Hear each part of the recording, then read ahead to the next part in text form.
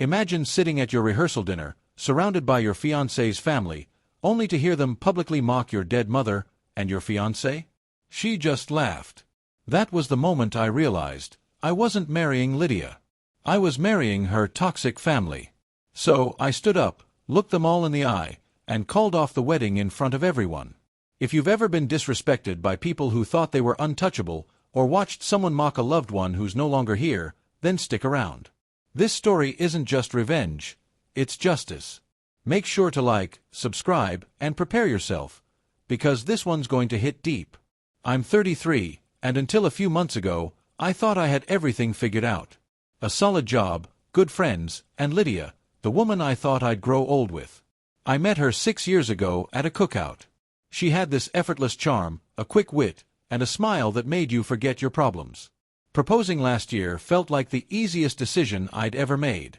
But looking back, that smile? It hid more than I ever realized. Her family, Jack and Donna, were always a bit much. Loud, opinionated, entitled. The kind of people who laugh the loudest at their own jokes, even when they're not funny. At first, I brushed it off. They're just eccentric, I told myself. But over time, the red flags turned into flashing neon warnings. Let me talk about someone who really mattered. My mom, Patricia. She was my everything. The kind of woman who'd give the shirt off her back without asking for it back. She fought cancer for 3 years and still managed to take care of everyone else. That included Lydia's family.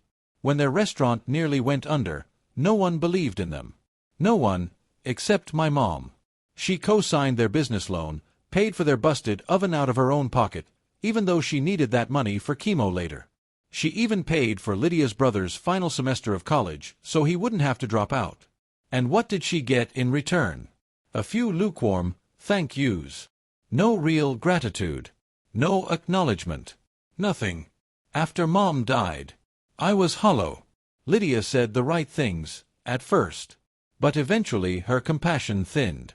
Every time I brought up my mom, "Michael, weddings are supposed to be happy. Why bring that up?" she'd say. I wanted a small tribute to my mom at our wedding. Lydia.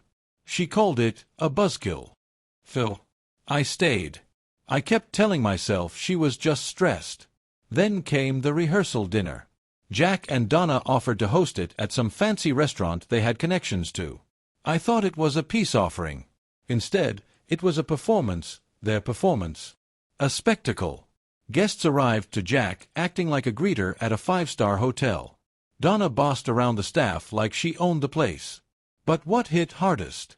The guest list. 80% of the room was Lydia's family or her parents' business friends. Only a handful were mine. My mom's friends weren't even invited. When I asked Lydia why, she just shrugged. "Your family's small, Michael." Right. Then came the speeches. Jack strutted to the mic like a CEO giving a TED Talk. "Lydia's always aimed high," he said, eyes flicking toward me. And while Michael may not be what we imagined at first, he let the words hang. People laughed. My stomach turned. Then Donna took the mic. "We're so happy to welcome Michael.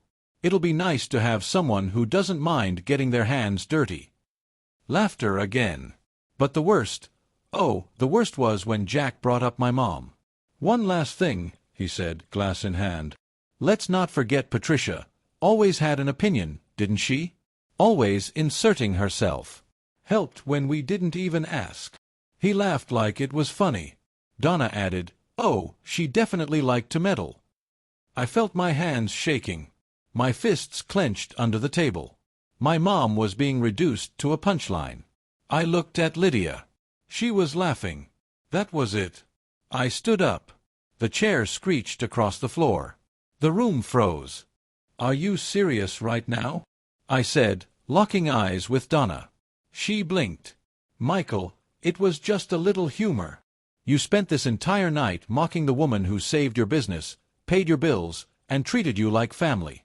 And now you call it a joke." Jack scoffed. "Relax, Michael. You're overreacting." I stepped forward.